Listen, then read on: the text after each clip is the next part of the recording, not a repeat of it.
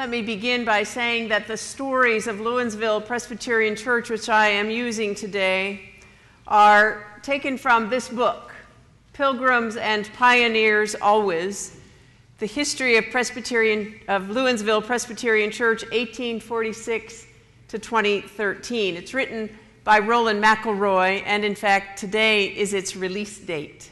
And we'll talk about that a little bit later. I'm grateful to Roland for an advance copy of the manuscript. Some of you might remember that the land was purchased in 1966 with only a vague idea of how it would be used. The only determination, a hope really, was that it be used for a local mission outreach project. And 14 years later, in 1980, the Lewinsville Retirement Residence welcomed its first residents into safe, secure, affordable, and aesthetically pleasing housing for older adults. Some of those in the congregation live there today. Today, we know the human value of this facility that we affectionately call LRR. There's no question of its importance to the residents and their families, to our congregation's life, and in fact to the larger McLean community. But such value was not always assured. Just before signing the $5.3 million loan documents, remember this is in the 1970s, there was a hesitancy on the board. Well, what if we build this facility but we can't fill the apartments? The church is going to be on the hook for the entire mortgage payment. Some of you knew Marie Lewis. And as I understand the story, Marie was a driving force behind the Lewinsville Retirement Residence. After a few moments of unsteady silence in that board meeting, Marie responded, "In a church, you are supposed to do things on faith. Nothing is certain, of course, but God has led us successfully thus far. Shouldn't our faith be strong enough to see this project through?" And another board member piped up, "You'd never make a decision this way in business." And Marie kept at it, "This is not a business. This is a church. And in case you hadn't noticed, we have a very strong partner." The story of Lewinsville Presbyterian Church is a story of courage and bold action. From our earliest days, Lewinsville has stepped out in front despite great odds against us, trusting that as God has called us, God also provides for faithful fulfillment of that call. Now, business plans and good judgment are certainly a part of that faithful fulfillment, as is faith, following where God calls. Elizabeth Jones first bequeathed the land that at what is now the corner of Chainbridge Road and Great Falls Street, right where we are sitting.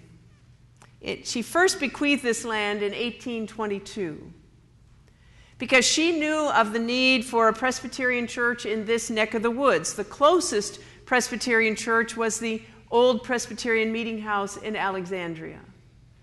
And they didn't have the traffic back then, but it probably took them twice as long to get there as it does us, even in traffic. Although folks had been worshiping in our area, Presbyterian folks had been worshiping in our area since 1812, our congregation was not founded until 1846. Ms. Jones' will was caught up in a 24-year court battle. Again, faith and determination led the way until Lewinsville had a sanctuary and was chartered as a congregation on October 17, 1846. We do have a very strong partner. Many of you know that in the late 19th century, Lewinsville Presbyterian Church planted two other churches, Vienna Presbyterian Church in 1871, and the Falls Church, Presbyterian Church, just 2 years later in 1873. What you may not know is that Lewinsville's membership dropped to 10 members when we sent members to Vienna to start a Presbyterian church in the western reaches of the county. 10 members. And then just 2 years later, we sent more members to start a church in Falls Church. We have a strong partner. The saints who have gone before us heard a call from God and pursued it. It's in our congregation's DNA to move forward boldly and courageously in response to the call of God, trusting that as God has been faithful in the past, God is faithful now, and God will be faithful in the years to come, because where God calls, we believe, God also provides. It seems as if such faith was part of the DNA of that one leper noted in today's gospel reading, the one who, when he realized he was healed, turned around and went back to Jesus' side in gratitude. It must have taken great courage for that band of lepers to cry out, "Jesus, Master, have mercy on us." Remember that lepers were outcasts. They lived completely and utterly alone and isolated. And yet here they were, calling out for mercy. They easily could have been ignored or rebuked. But instead, Jesus hears their plea and sends them to the priest, where they would receive the final determination, clean or unclean. And it was on the way, it was as they went that they were healed. As they followed, they found new life. Now, they didn't know healing when they were standing there in conversation with Jesus. They didn't know healing when they were right there in his presence. They only knew healing as they did what he said they were to do. And then one returned to Jesus' side in gratitude. Karl Barth wrote that the basic human response to God is gratitude. It's not fear and trembling. It's not guilt or dread, but rather thanksgiving. He wrote, "What else can we say to what God gives us but to stammer praise?" Perhaps gratitude was also in that one man's DNA, such that he was drawn not only to call out to Jesus boldly and to follow when Jesus told him to go, but also to return in thankfulness. So too for our congregation.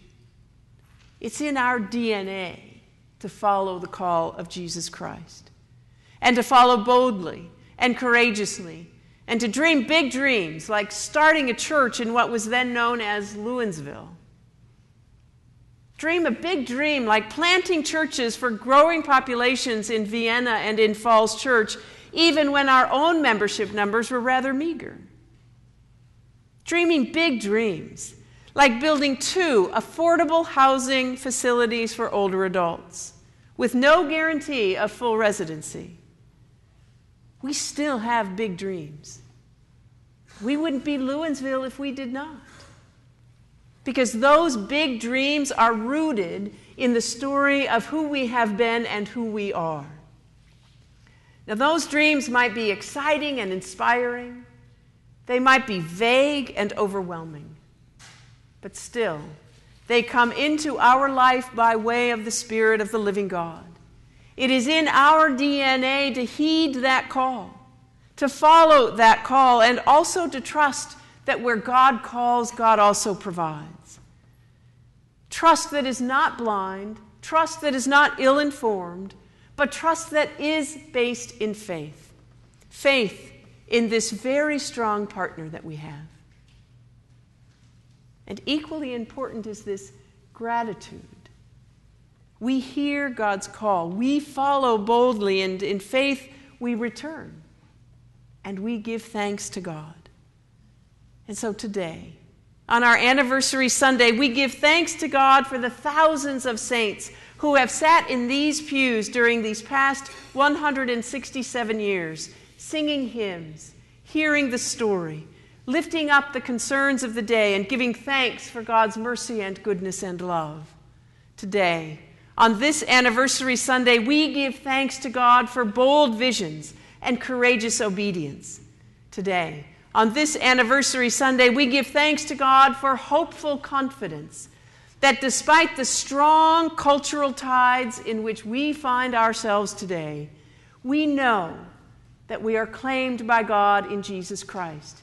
And we know that we are called to live as a community of faith. And we know that we too are sent to participate in the unfolding of God's kingdom on earth. Yes, today we give thanks. The word of the Lord. Thanks be to God.